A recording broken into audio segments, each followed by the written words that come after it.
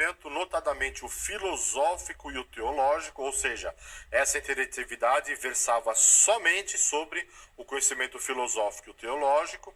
Eu pedia para você indicar a alternativa correta. E a alternativa correta aqui é a alternativa C. O conhecimento religioso, ele é impregnado de inspiração. Como eu havia dito a você anteriormente, né? O que me faz gostar mais de um tipo de religião ou de credo religioso ou não de outro é uma questão inspiracional. Vem no sentido da crença, que até às vezes é muito difícil de poder explicar. Então nós temos aqui a alternativa C como a alternativa correta para essa interatividade. Alternativa A, o conhecimento filosófico é resultado da existência de forças sobrenaturais? Não, ele é resultado da existência da reflexão, né, do poder reflexivo da mente, do poder da abstração da mente e a busca, né, de respostas pelo concreto. Alternativa B, o conhecimento filosófico é necessariamente verificável? Não, ele não é verificável justamente por conta disso, né? Por conta do seu poder abstrato. Alternativa D, o conhecimento religioso é verificável pela expressão da fé?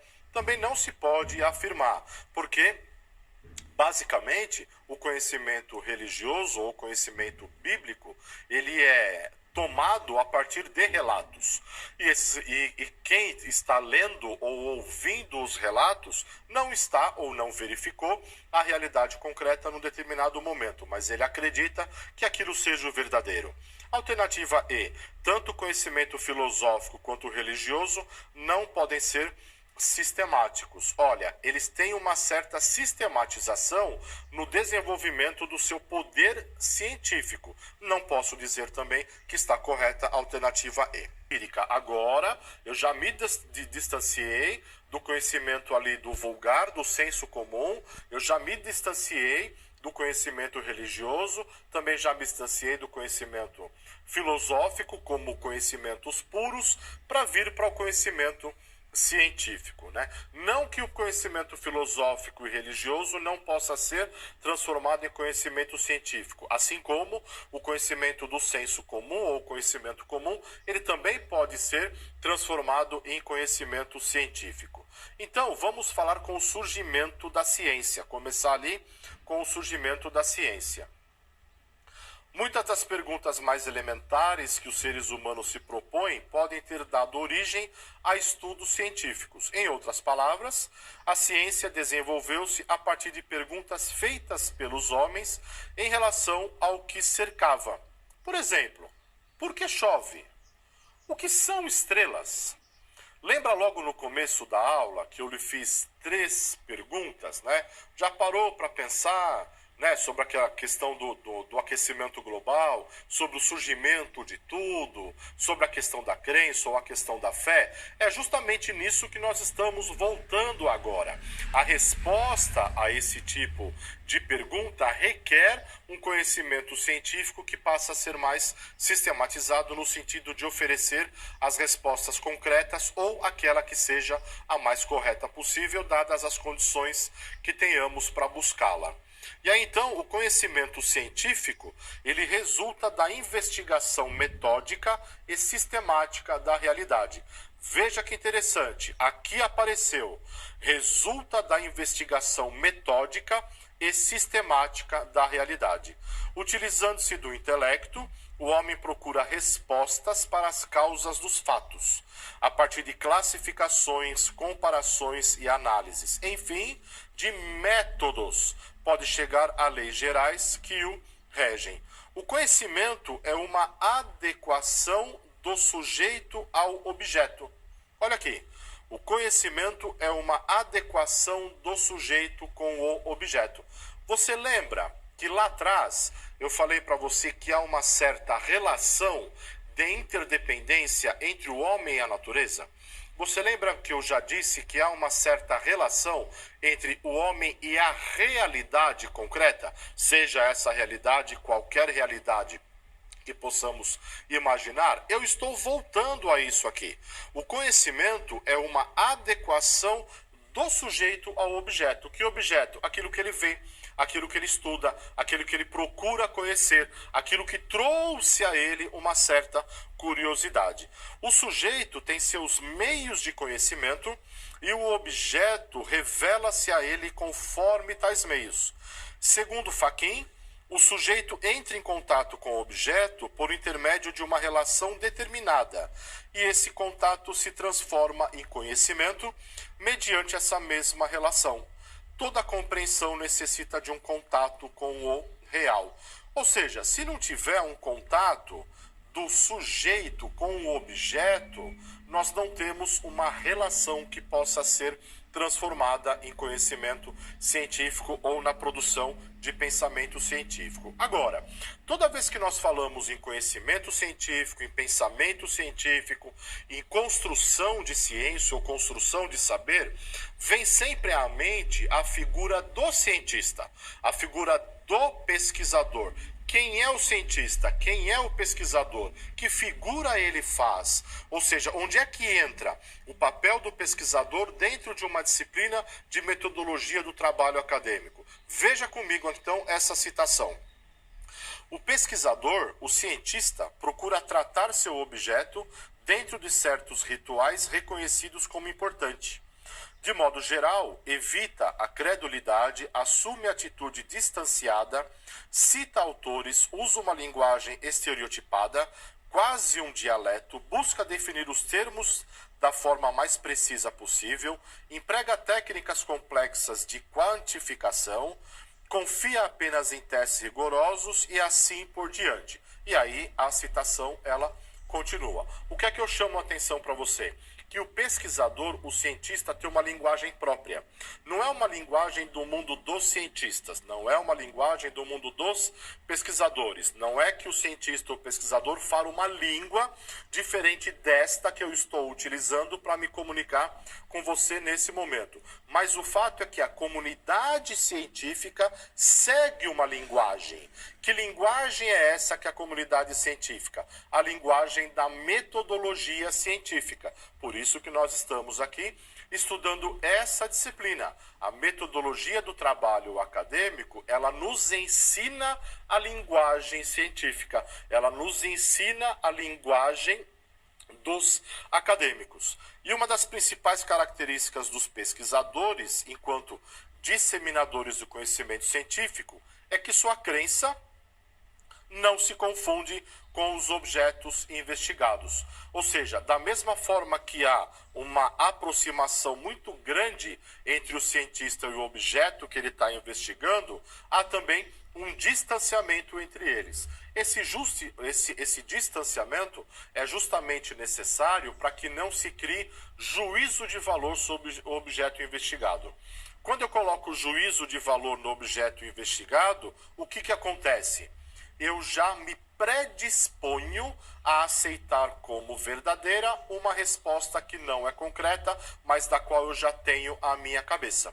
Daí então que o conhecimento científico, ele requer abstração, observação, investigação, sistematização de ideias, interpretação, raciocínio e explicação. Cada uma dessas atitudes não está dissociada da outra, nem ocorre de forma independente, mas no mesmo instante. Enquanto se observa e se investiga, há também raciocínio. Enquanto se exerce o raciocínio, chega-se a conclusões e, a partir delas, a explicação.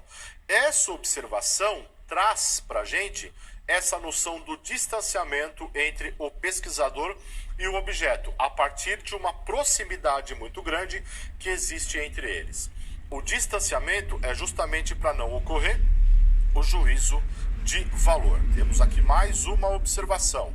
O conhecimento científico resulta da observação e da experiência empírica, que ocorrem posteriormente à seleção de fatos por meio da dedução e do esforço teórico. Tende-se a quantificar, pressupondo-se que a mensuração pode ser uma garantia de certeza. O rigor científico exige medições e, portanto, o que não é quantificável é cientificamente irrelevante. Ou seja, aquilo que eu não consigo quantificar, eu não consigo colocar num nível de relevância muito grande. Nesse quadro, nós temos as principais características do conhecimento científico e as suas respectivas formas de representação. Características dele: é real, lida com fatos concretos, com ocorrências, ele é contingente, proposições ou hipóteses são validadas ou falseadas pela experiência e não simplesmente pela razão. Ele é sistemático, segue uma ordem precedida por ideias concebidas em teorias, verificável. Procura, a partir de uma situação problema, de uma dúvida, trabalhar com hipóteses, as quais poderão se mostrar verdadeiras ou falsas. Ele é falível, é um produto inacabado, não definitivo, absoluto ou final. Aproximadamente exato é uma outra característica. Aceita reformulações interpretativas e também aquelas que são teóricas. E a partir então de alguns autores é possível proceder à classificação e à divisão da ciência. Então as ciências, elas estão divididas entre aquelas que são chamadas de formais e aquelas que são chamadas de factuais. E dentro das factuais estão ali as ciências da natureza e as ciências humanas. Cada uma delas tem a sua característica diferente. As ciências factuais naturais são a astronomia, a biologia, a física, a geologia, a química. As ciências ditas formais são aquelas que lidam com dados não concretos, com abstrações, cujos teoremas e argumentos dispensam experimentos. Então nós temos diferentes tipos aqui de ciência, né? E já vimos que o conhecimento científico exige a formulação de hipóteses que sejam verificadas e interpretadas. Tal contexto enseja a formulação de algumas perguntas, ou seja, o conhecimento científico ele parte de algumas premissas. A pesquisa científica deve envolver necessariamente procedimentos experimentais? Só pode ser considerado científico o conhecimento que é produzido em laboratório? É científico o conhecimento que não gera qualquer resultado prático, que apenas produz teorias? Isso são perguntas que ficam no ar também, e a sociedade acadêmica, a sociedade científica tem diversas respostas para esses tipos de pergunta. Uma teoria, portanto, em ciência, é um conjunto de hipóteses que permite que formulemos explicações gerais. Posso supor que os alunos que estudam em determinado polo ou campus o fazem por causa da proximidade com a residência ou com o trabalho. Isso é uma hipótese. E essa hipótese só vai ser verificada se eu olhar para ela com detrimento. Então, por exemplo, se eu parto do princípio de que um aluno buscou um determinado polo, um determinado campus, em função da proximidade com a sua residência, para que eu tenha certeza disso, eu vou ter que investigar. Como é que eu vou investigar? Vou fazer perguntas a essas pessoas. Por qual razão você escolheu esse polo ou esse campus? Dadas as respostas, eu consigo trazer uma afirmação, e essa afirmação eu posso produzir depois na forma de teoria. Agora, alguns experimentos, algumas outras pesquisas, elas podem ser efetuadas em laboratórios, que são aquelas pesquisas experimentais, que é aquele tipo de conhecimento baseado em experimentação. E não há pesquisa empírica que dispense uma base teórica. Se eu for a um polo buscar a informação com você, eu estou na base do empiricismo, ou seja, eu estou buscando uma fonte, né, que seja por uma pesquisa empírica. Mas essa fonte de pesquisa empírica não joga fora uma base teórica da qual eu já conheço. E as pesquisas experimentais, o desenvolvimento do conhecimento experimental, também não joga fora qualquer tipo de base teórica sobressalente a ela. Lembre-se, toda observação pressupõe uma teoria, a qual é levada em conta no momento da seleção dos dados. Há milhões e milhões de dados no mundo, e selecionamos aqueles que nos parecem relevantes em função de teorias prévias que temos a respeito do funcionamento do mundo e da realidade concreta que nos cerca. E aqui nós temos o papel da ciência na sociedade atual. O que é falar de ciência na sociedade atual? É o uso da indução como um método que parte de casos particulares para a generalização. E a dedução, ao contrário, parte do geral para a explicação dos casos particulares. Então, no mundo concreto e na sociedade atual, utiliza-se muito o método dedutivo e o método indutivo como forma de investigação da realidade concreta. E aí passamos, então, à terceira interatividade da nossa aula. Leia as